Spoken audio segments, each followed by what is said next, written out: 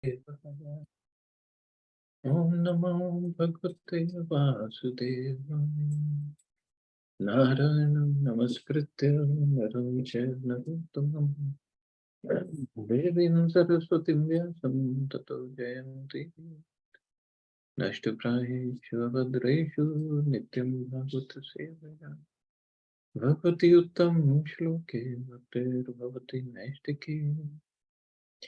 So continuing with the discussion on Srimad Bhagavad Gita, as it is chapter 5, Karma Yoga, Action in Krishna Consciousness. Text number 10 onwards. Brahmani adhaya karmani sangam tyaktva karoti yaha lipyate na se papena padma patram ivam bhasaha. One who performs his duty without attachment, surrendering the results unto the Supreme Lord, is unaffected by sinful action, as a lotus leaf is untouched by water. It's a nice example. Lotus flower grows in water, not just water, it grows in dirty water. It's called kichad. But the leaves of that lotus flower, they're not touching the water. They don't touch the water. And even if any drop of water get on the leaf, it just slides down right away. So it's not touching. Here, Brahmani means in Krishna consciousness. So Prabhupada clearly right off the bat, the Brahmani means in Krishna consciousness. The material world is a sum total manifestation of the three modes of material nature, technically called the Pradhan. The Vedic hymns Sarvam hi etad Brahma and Tasmat etad Brahma Nama Rupa Mannam cha Jayate. And in the Bhagavad Gita, Mam Yonir Mahad Brahma, indicate that everything in the material world is a manifestation of Brahman. The Brahman is Brahm Jyoti. It comes from there only. Or spiritual. Even though it's a material, it's a manifestation of spiritual. Because as in Bhagavatam, we have studied how the creation takes place. Everything comes from Lord Vishnu. It's energy of Lord Vishnu. It comes from him only. And although the effects are differently manifested, they're non-different from the cause. In the Ishopanishad, it is said that everything is related to the Supreme Brahman or Krishna, and thus everything belongs to him only. So everything comes from him, everything belongs to him. As Prabhupada said, although the effects are differently manifested, means in the material world also, how we utilize that energy of the Lord, it remains material or spiritual. If we are using it for our purpose, it is material. If we are using it for Krishna's purpose, it is spiritual. So one who knows perfectly well that everything belongs to Krishna, that he is a proprietor of everything. He means Krishna is a proprietor of everything, and that therefore everything is to be engaged in the service of the Lord. Naturally has nothing to do with the results of his activities, whether virtuous or sinful. So if we know everything belongs to the Lord, we would be using everything in the service of the Lord. To come to the level of knowing everything belongs to the Lord, it's not that easy. We might theoretically know, but practical implementation is the problem. And everything belongs. Just like suppose we buy a plot of land. And the land, obviously, it doesn't belong to us. We have just bought it.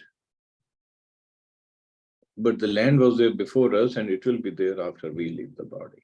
The land will always be there. We have just bought that piece of land for our purpose, Actually, it's a lease. We call it a buying thing. But it's a lease. It doesn't belong to us. And then we hire a contractor, and we normally we give him money. But suppose we buy all the elements, all the ingredients to build a house. So we buy him wood, or cement and reinforcement and plastic and pipes and everything, whatever goes in the house, tiles, everything. So he takes the ingredients and he uses his labor to put together the house, which he charges us for the labor and his profit, obviously. After building the house, if he says, "Oh, I built it, it's mine, I'll live in here." So who does the house belong to? One who builds it, or one who supplies all the ingredients and pays for the labor? Obviously, it belongs to the person who has given all the material. Now, similarly, if we use that example on ourselves, this body is made of earth, water, fire, air, ether, mind, intelligence, false ego. Different organs are there, but the elements are these 8 only. And somehow Krishna's arrangement, this body is constructed in the mother's womb by the ingredients supplied by him, by the energies of supplied by him, and even the mother doesn't know how the body is growing inside the womb. She has no active role in that. Yes, she takes care of her body and the baby's body, but that's about it. How the liver is developing, how the lungs and heart and the brain, she doesn't know. It's all taken care of by Krishna, or Krishna's energies. So when the body comes out, and then we start identifying ourselves as, oh, I was born in India, so I'm Indian. I'm born in Hindu family, so I'm Hindu, and I'm born in Punjabi family, so I'm Punjabi, or I'm Sindhi, or I'm Gujarati, and so many different titles we give to this body because I think I am this. Or I need to serve India, I need to serve my community, I need to serve. We all belong to this, all energy, everything belongs to the Lord. It is supposed to be used in his service. It's so simple. And similarly, other things that we see in the material, everything, whole energy comes from the Lord. The whatever we see in the material world belongs to him. In the spiritual world also, but we don't see that spiritual. And behind me in my poster, you see Jagannath. He's Lord of the universe, Jagannath. Everything should be used in his service. And if we do that, then obviously we're not going to get any sinful reactions. And if we don't, then we will get the sinful reactions, and everybody in the material world is suffering because we have committed sinful activities. Whether the sinful activity is according to the law of the land sinful activity, or a sinful activity according to the scriptures, we have committed sins. So we are suffering, and we will keep on suffering until we get out of this cycle. We think it's, oh no, how can we do that? Are we not going to live? Yes, we are going to live. Everybody is going to live. Devotees also there. But with different consciousness. That's all. Prabhupada further says, even one's material body being a gift of the Lord, it's a gift of the Lord for carrying out a particular type of action can be engaged in Krishna consciousness. So carrying out a particular type of action, which is to use it in the service of the Lord. It's simple. If we go to the office and the company or whoever our employer is, he has provided us certain things, computer and chair and table and office space and whatever other things. So idea is to use those things in the service of the employer. And as a result, we get our paycheck and other benefits. So same logic applies here. Whatever Krishna has given us, use it in the service of the owner. And then we will not get sinful reactions. So body can be engaged in Krishna consciousness. It is then beyond contamination by sinful reactions, exactly as a lotus leaf, though remaining in the water, is not wet.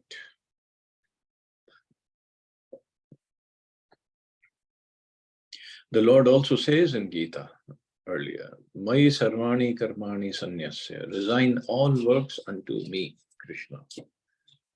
The conclusion is that a person without Krishna consciousness acts according to the concept of the material body and senses.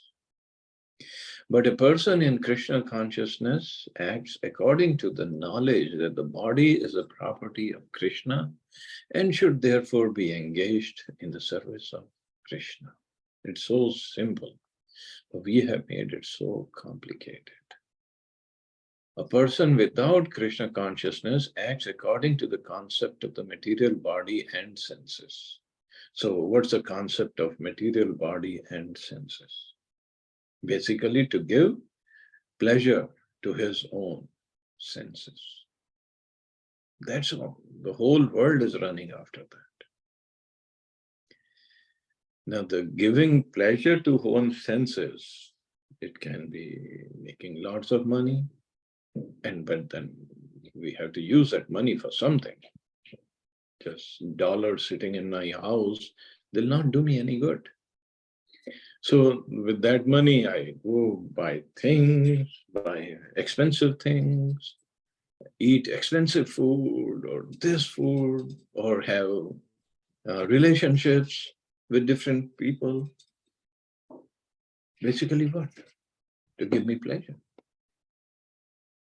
And for that we can do legally legitimate things or illegitimate things. But the idea is this only, that I should be pleased. And in that process, okay, I got my pleasure, but now how the others are happy. No. I should either kill them or make them my servant. So take over their property, their country, their city, whatever. The whole world is going crazy with these ideas. But in the end, what? That person who's trying his level best to control everything, to own everything, is going to die. Earth and all the elements here will remain as they are. In different shape, could be in different shape, that's about it. But they will remain here. I die, and I get the reactions of the karmas I have done. But while I'm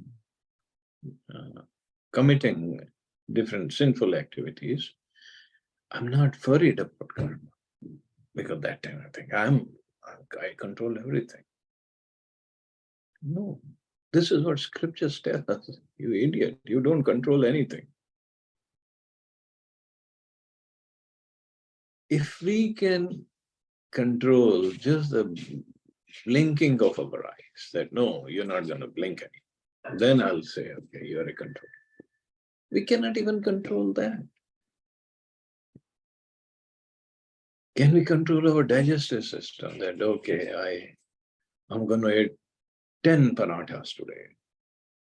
No, can't control that. Then afterwards, whatever happens, we cannot control.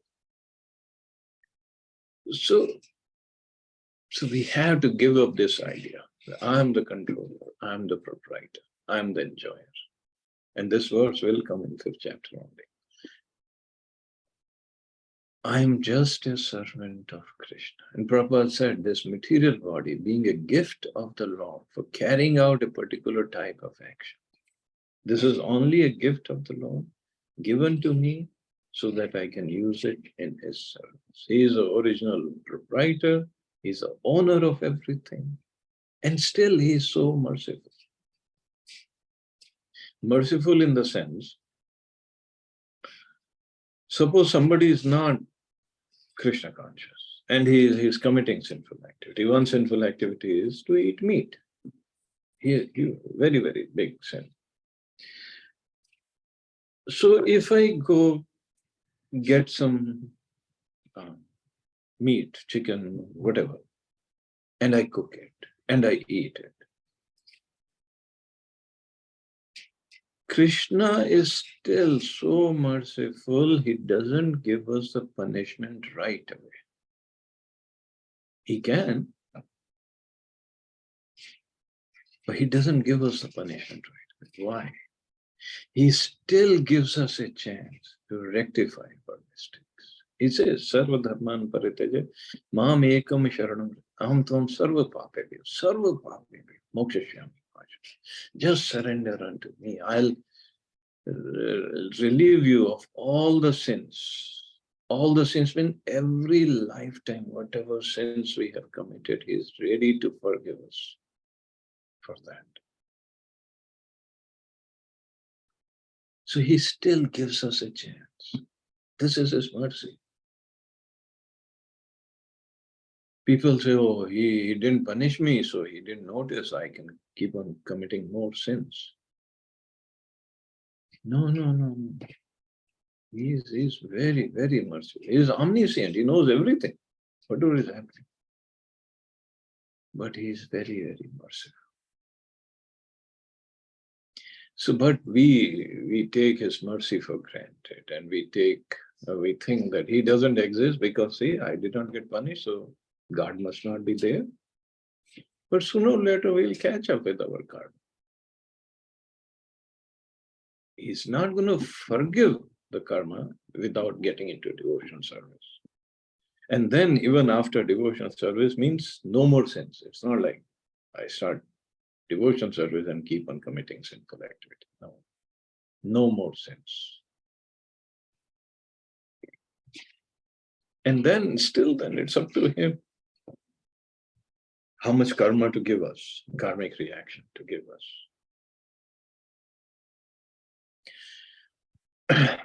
But the point is, this is what we have to understand. Use the body, use everything that we have, which actually belongs to Him, in His service. That's all. Does that mean we're not supposed to live properly? No. Everybody, we can have a house, a car, family, everything. Career, clothes, jewelry. Who says no to that? But the house, if they're there, can have a temple, we can perform our services regularly. Car is there, yes, to go to the office, to go to other places, but we use the car also to go to the temple. And similarly, other things, they can be used in His service. Idea is to first use our consciousness, become Krishna conscious.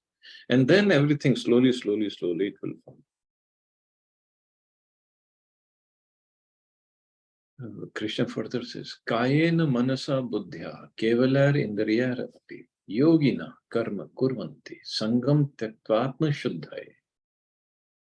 The yogis, abandoning attachment, act with body, mind, intelligence, and even with the senses, only for the purpose of purification. Now, yogi doesn't mean only the yogis who go to the Himalayas and do tapasya. Anybody can be a yogi. Bhakti yogis, anybody can be a yogi. So they act with the body, mind, intelligence, and even the senses only for the purpose of purification. Purification of what? Purification of consciousness.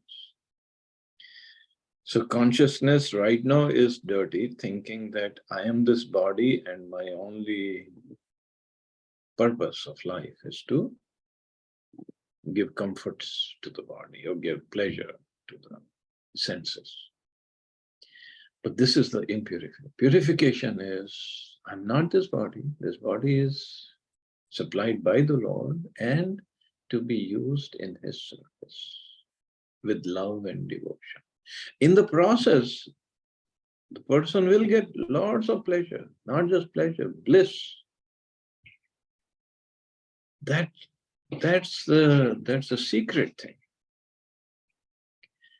Just like in Chaitanya Charitamrita, yesterday or day before we was, no, yesterday only we were studying that if the pleasure derived from devotional service or the pleasure derived from Brahmananda means merging into the Brahm Jyoti, that nirvana, not even the material world, living in material, pleasure or nirvana, doesn't even compare to even if it is, the pleasure is multiplied millions of times, it doesn't even compare to an atomic portion of the bliss derived from devotional service. Atomic portion and the millions of times of pleasure of nirvana. This is how it is compared. So the bliss is there, and devotional service from material world only. It's not like we have to be in the spiritual world and then do devotion. So that pleasure. No, the pleasure is here only.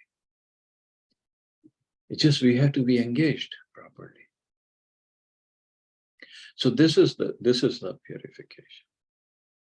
When one acts in Krishna consciousness for the satisfaction of senses of Krishna, any action, whether of the body, mind, intelligence, or even the senses, is purified of material contamination.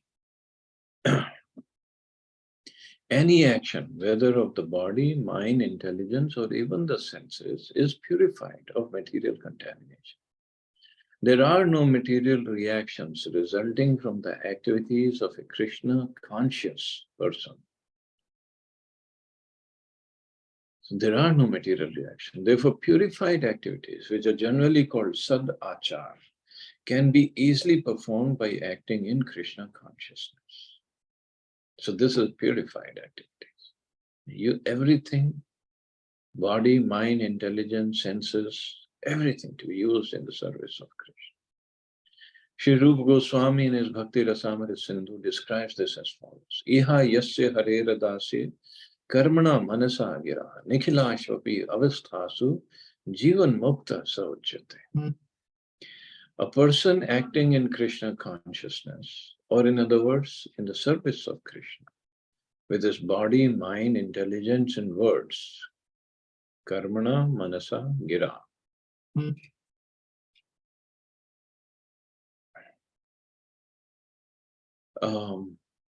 Is a liberated person with his body, mind, intelligence, and words, is a liberated person, even within the material world, although he may be engaged in so many so-called material activities.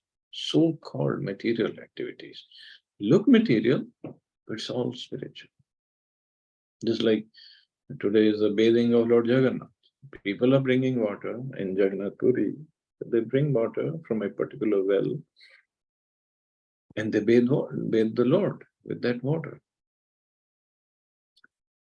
So we might think, oh, it's a material activity. What is it? Going to the well, bringing the water out with a bucket and putting on Lord Jagannath. But it's not at all material. We might think, oh, it's material, part, matter, water is matter, wearing clothes, that are all material. And the activity is also material. We also take bath. Jagannath is taking bath. No, it's for the pleasure of the Lord. Everything has become spiritualized. And It's not like we have to do only in Jagannath Puri. Everywhere it happens now. All over the world it's happening. So this is what Rupa Goswami says, that person is a liberated person, even in the material world. He has no false ego. Ego, false ego. So this false ego is when I say I am this body, and everything is afterwards.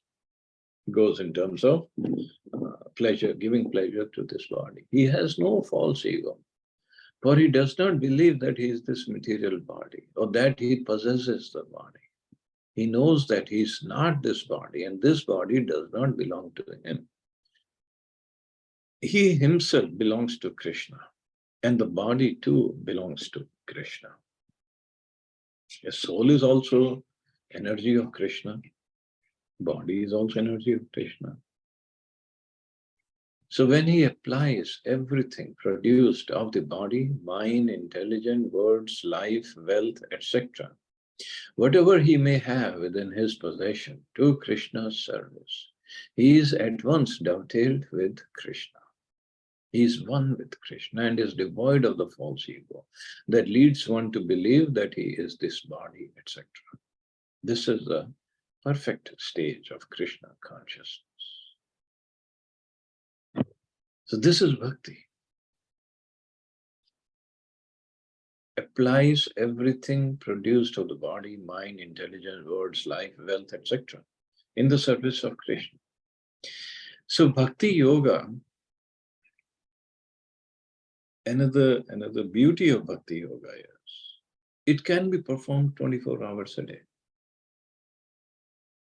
It's not just when we sit down and chant, that is only bhakti yoga. That is also bhakti yoga. But even if we are just thinking of serving the Lord in our mind, that's also bhakti yoga. We go, we buy ingredients for cooking, like fruits or vegetables and milk, and whatever. In our mind, if the thought process is, let me buy the best to my capability, whatever we can, because I'm going to cook this for Krishna. I'm going to cook, make this for Krishna. Give me the best thing available. That's also bhakti yoga. Hatha yoga is when we sit down and try to meditate. But here, whole day we can do bhakti. And walking around, we can keep on chanting. Chanting is not just sitting down and chanting on beats. We can keep on singing Hare Krishna Mahamantra or any other bhajan. That's also bhakti yoga. And devotees have shown it in the past, in the scriptures. And some even go to a very high level of bhakti yoga that we can't even imitate, but can't even imagine. Shabri was feeding Ram. Shabri was waiting in that hut, in that kutia, for many, many years. I exactly don't remember, I have posted them. Many, many, many years. Thousands of years, I believe, for Ram to come. Because her guru had left for Vaikuntha with his disciples, and asked her to stay back. Ram is going to come.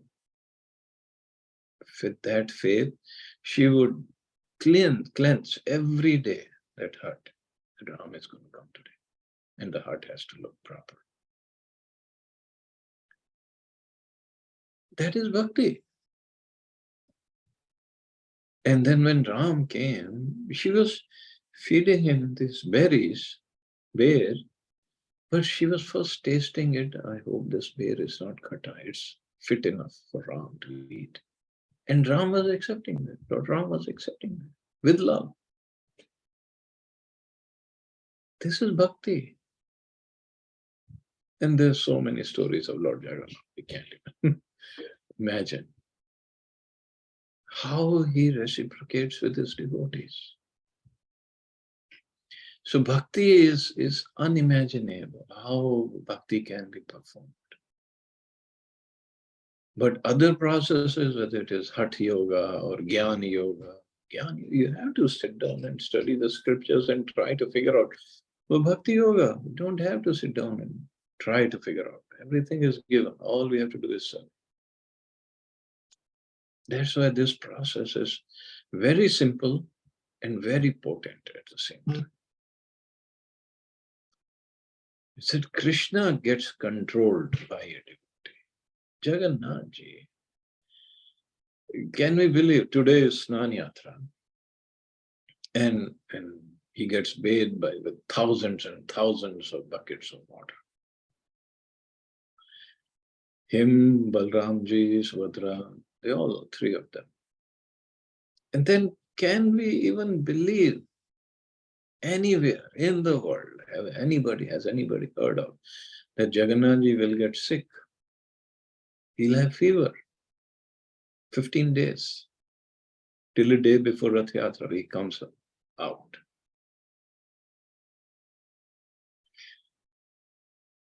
Not something that, I mean, first of all, we'll see, oh, he is made of wood and other ingredients.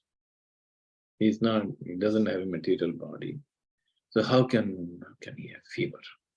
This is all mythology. These are all the stories made up by pandas just to make money.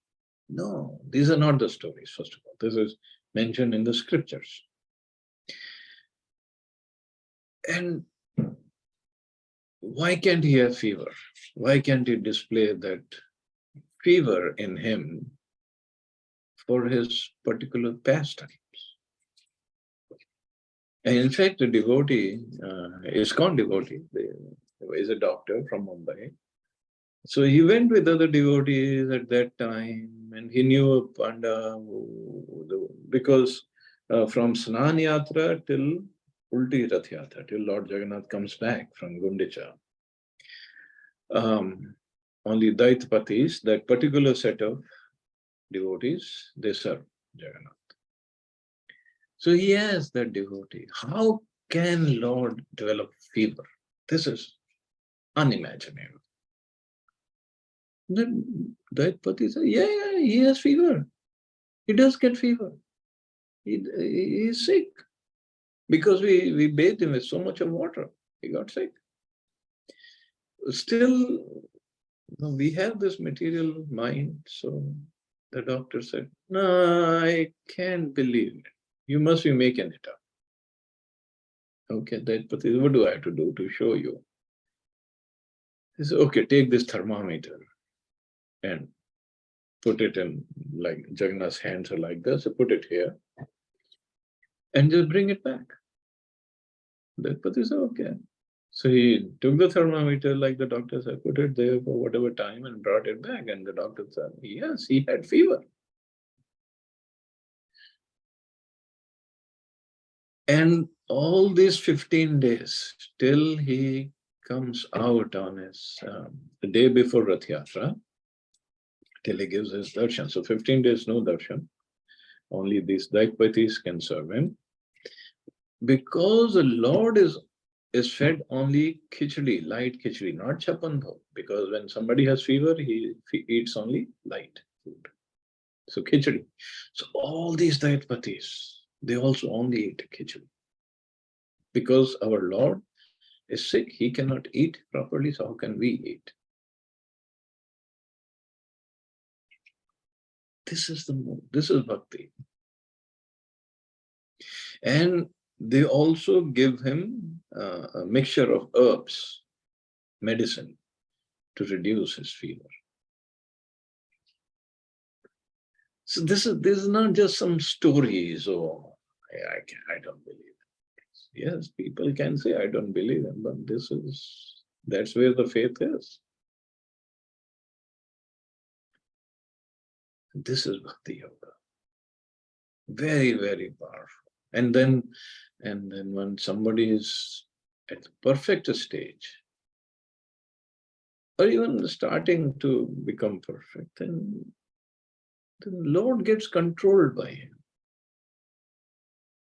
We have seen that when we go to Rath Yatra, when Paundi festival, Lord Jagannath, Baldev, Subhadra, they all come from their temple to go on the chariot. Lord Jagannath is Lord of the universe. He's not just what we see as made of wood. He's the Lord himself. But he still lets his devotees carry him from the Singhasan to the chariot. He comes under the full control of his devotees. Of course, on the way, because of the ecstasy and so many emotions go on, he dances and he gets out of control, and all the Pandavas, there's so many Pandavas trying to carry him, and it's difficult for them to keep up with him. But this is how he goes, how he walks, and they go with him, carry him. It's a beautiful scene. Those who have attended Rath Yatra, we have seen that, but on YouTube it's all available. But this is the point. This is bhakti, and that's they're using everything in the service of the Lord. And those devotees there, we might see, we might think that their activities are not proper, not in line with the so-called morality, so-called sadachar, that Rupa Goswami uses this word here. But we are trying to gauge them by our standards. That's where the problem is. It is said even demigods, when they look at Jagannath Puri, that whole area, not just the temple, not just the devotees serving Jagannath in the temple, everybody in Jagannath Puri, all the residents of Jagannath Puri, when they look at them, they only see four-handed forms. Four-handed forms means every person, every resident of Vaikuntha has four-handed form. It doesn't even say only human beings. Every insect, every plant, every bush, every tree, every animal, every bird, they're all liberated who are living in Jagannath Puri.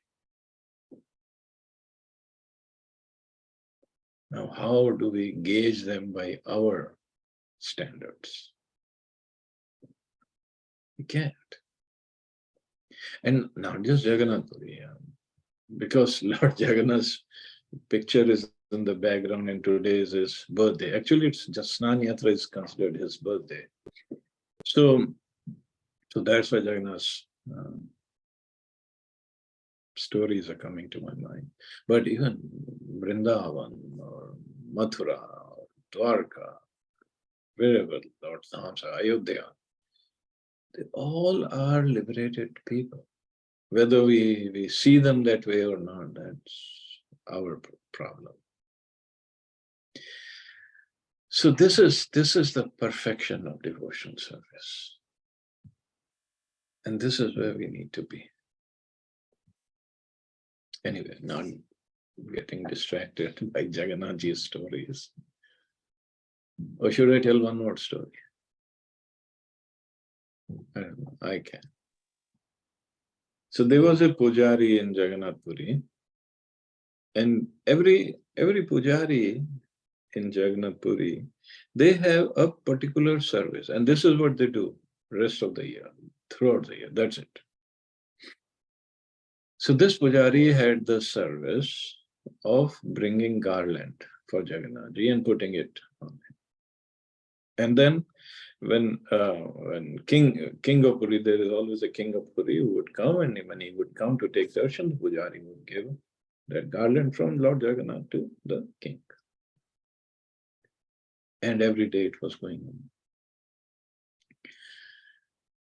So one day, somehow, now this somehow, when we say, it doesn't happen just by mistake, especially when it comes to the devotees of the Lord.